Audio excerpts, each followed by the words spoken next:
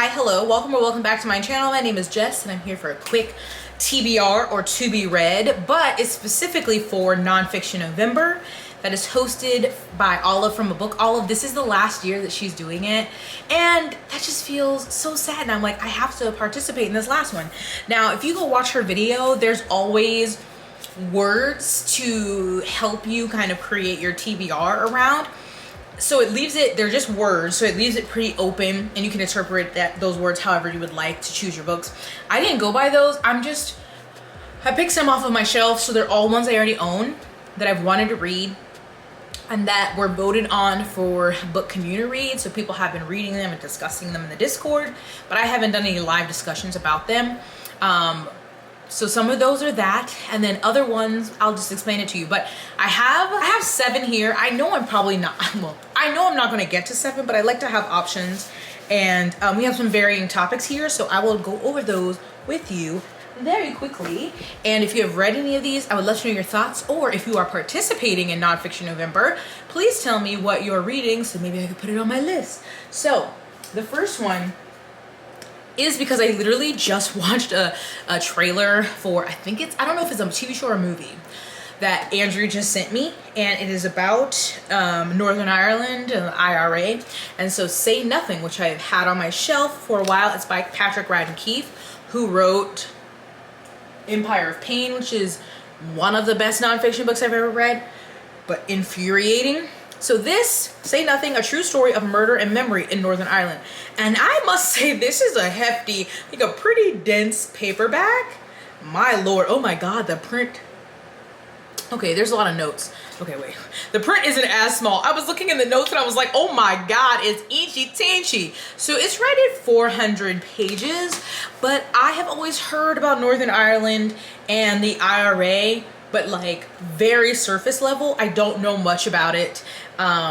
And so I've heard this is a good nonfiction to read about it. If you are from Northern Ireland, please let me know if that's not true. But again, I can't learn everything about the world, unfortunately, but I am curious about different things, and I'm trying not to say conflict, but conflicts, different political struggles in different parts of the world. So I would like to read this one, and I want to watch that show. I think it's called Say Nothing. I don't know if it's based on this, but I've heard really good things about this, so I want to read this. And I'm gonna leave these out, so I'm like looking at them. They're a stack of books where I'm like, oh yeah, I said I wanted to read you. So there's my first one. Changing up quite a bit, but this was one that was picked for book community read, and it is The Anthropocene Reviewed by John Green. He also has a lot of fiction work. I've only read like 2, The Fault in Our Stars, and I read Paper Towns maybe, but I heard really good things when this first came out. And oh look, somebody gifted this to me. Thank you, Heidi. But this is, oh, what interesting in pages. So I really don't know how to describe this. This just says essays on a human-centered planet. So the Anthropocene is the current geological age in which humans have profoundly reshaped the planet and its biodiversity. In this remarkable symphony of essays adapted and expanded from his groundbreaking podcast, best-selling author John Green reviews different facets of the human-centered planet on a 5-star scale, from the QWERTY keyboard and sunsets to Canada geese and penguins of Madagascar. So I feel like this could be a lighter one, because I do have a habit of, when I read nonfiction, I read ones that are rage-inducing or just very sad, or a combo of both. So this sounds like, while we're talking about Earth, so there's bound to be something that gives you the sads, there may be some funny lightness in this, and I think that would be a good balance, because if I Say Nothing does not sound light, and some of these other ones don't sound light either, so this would be a good one, kind of change it up. Additionally, I have Written in Bone by Sue Black. I read All That Remains by this author. She was is a forensic anthropologist, and I don't know if she still is. She was a professor at the University of Dundee in Scotland. But this is her other book that I've had for some time and haven't read, and I want to read it now, of course, because I'm rewatching Bones. And I say rewatching Bones, I have never finished the entire show of Bones. I got to the end of season 6 and I was like, and then I started it over because that's how my mind works. But I'm currently back on season 6 of my rewatch. And Robin, if you're watching this, I'm going to continue. But of course, Temperance Brennan, our main character, is a forensic anthropologist, so that's back in my mind. And I'm like, wait, I have not read this one. So, hidden stories and what we leave behind. So, drawing upon her years of research and remarkable experience, the world-renowned forensic anthropologist Professor Dame, Professor Dame Sue Black takes us on a journey of revelation from skull to feet via the face, spine, chest, arms, hands, pelvis, and legs. She shows that each part of us has a tale to tell. When we eat, where we go, the things we do, all these leave a trace, a message waiting patiently for months, years, sometimes centuries, until a forensic anthropologist is called upon to decipher it. So I'm just back in my forensic anthropology mood, and I loved All That Remains, so I'm sure that this one will be just as great. And it's just it's so cute, right? And I feel it's been a while since I read All That Remains. Now, obviously we're going to be talking about death, but it's not like deep. This doesn't sound like deeply depressing. It sounds like the stories that you learn about people from studying their bones, what forensic anthropologists do.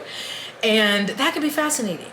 Obviously sad because death, yes, and depending on the age and the circumstance of the victim, which sometimes they know, sometimes they don't. That could be sad. But still, I don't think this is as morbid as maybe you would think coming from someone who's studying the remains of humans. Do you know what I'm saying? Okay, now this one is a rage-inducing one that I started a while ago and was like, wait. Okay, if you're on TikTok, you know. But it's Jesus and John Wayne, How White Evangelicals Corrupted a Faith and Fractured a Nation. And this is one I want to get back to, but I've been hesitant just because I got 14 pages in and I was already mad. So, this is about 300 pages. I was like, God damn, I'm already pissed. But I just find this fascinating. And sadly, we are still at a place, I'm filming this before the election, but still at a place where evangelicals are terrifying and they've impacted where we are now. Regardless of who wins this election, they've impacted where we are now. Well, the election has come and gone, and may need to move this one off the TBR. It might be too soon. So I just think this is fascinating, especially with the title. I just want to learn more how, she combines these things. And so this may be one that I start. I may have to read it slowly. So it may not be finished in November because I'm going to have to put it down and then go outside to my punching bag in the garage. And, you know what I'm saying? Yeah. Then this one, I'm just ashamed. I've had it for a while and should have read it. And I love this person, Tressie McMillan Cottom. I don't know her. She's a professor, I think at University of North Carolina. And I followed her on Twitter. I'm not on Twitter anymore, but I follow her on TikTok. She's just really insightful. I like her takes on things, random pop culture to deeper sociological things. And this is a collection of essays. So this is a striking and daring collection. Thick is igniting a bolder conversation on politics, pop culture alike through the lens of modern Black feminism. And so I already like her and how she speaks, her takes on social media. So this just seems like a deeper dive into what little snippets that she already gives us. So I'm like, why haven't I read this yet?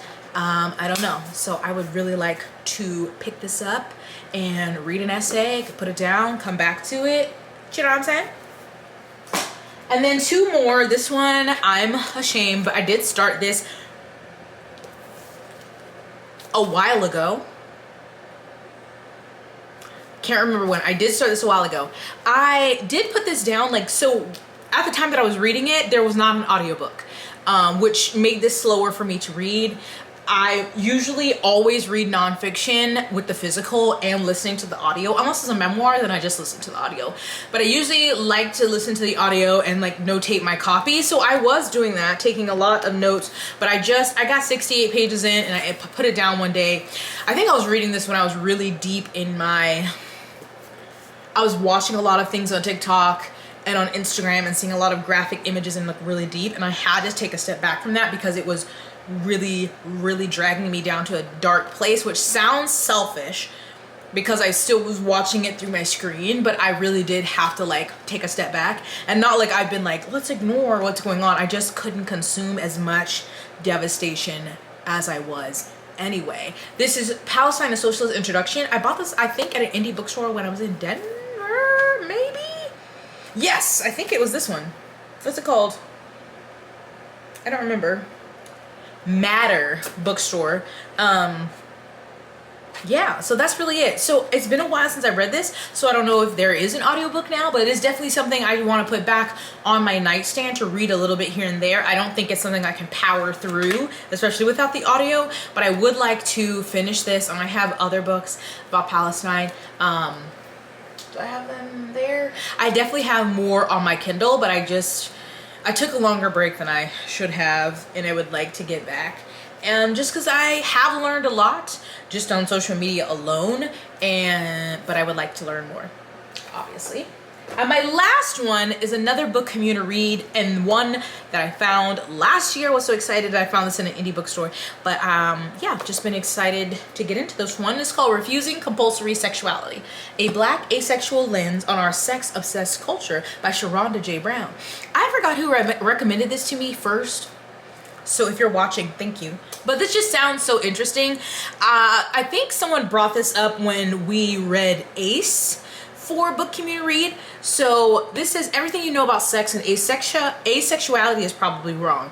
And that's very probably true, especially about asexuality, because Ace was really, like, I knew it existed, but like Ace was really my first, like, me really learning about it beyond the literal definition. So this says the notion that everyone wants sex and that we all have to have it is false. It's intertwined with our ideas about capitalism, race, gender, and queerness, and it impacts the most marginalized among us. For asexual folks, it means that ace and aspec identity is often defined by a queerness that's not queer enough, seen through a lens of perceived lack of pleasure, connection, joy, maturity, and even humanity. In this exploration of what it means to be Black and asexual in America today, Sharonda J. Brown takes an incisive look at how anti-Blackness, white supremacy, patriarchy, heteronormativity, and capitalism enact harm against asexual people, contextualizing acephobia within a racial framework in the first book of its kind. Woo! See, she tried to get my... Sorry, I don't know if it's she, her. They about to get my vocabulary all revved up, because right there I was like, ooh, like I know those words, but ooh, had me stumbling. So I just think, yeah, this will be interesting, because again, this is a topic I don't know much about. It's kind of why I like to read nonfiction, to learn more about topics I don't know a lot about. Ace did help, but I especially would like the perspective from a Black woman. I am not Ace, but I would like to learn more about that. So that is my stack of hopefuls. Okay, here we go. Nonfiction November. This, I think, is a good stack. I mean, eventually, obviously, I would like to read all of these. I'm just being real that I don't think I'll get through all of these in November, especially with some of these that are going to be more anger-inducing or really, really, really sad. But I would like to read 3 or 4 of them. Like, that would be nice, because I'm still reading Oathbringer. Because Robin said I have to finish. Like, she's so mean. So anywho, if you've read any of these, let me know. If you're reading any of these this month, definitely let me know. Or if you are reading other nonfiction books, please put them down in the comments. And thank you to Olive for hosting Nonfiction November for all these years. I hope that people keep reading nonfiction and don't let it fall to the wayside if we don't have a challenge. But I haven't read as much nonfiction as I would like to this year, so I'm hoping to get a few good ones in before the year ends. So thanks so much for watching. Stay blessed, hydrated, moisturized, and sunscreen. I'll see you in my next one. Bye.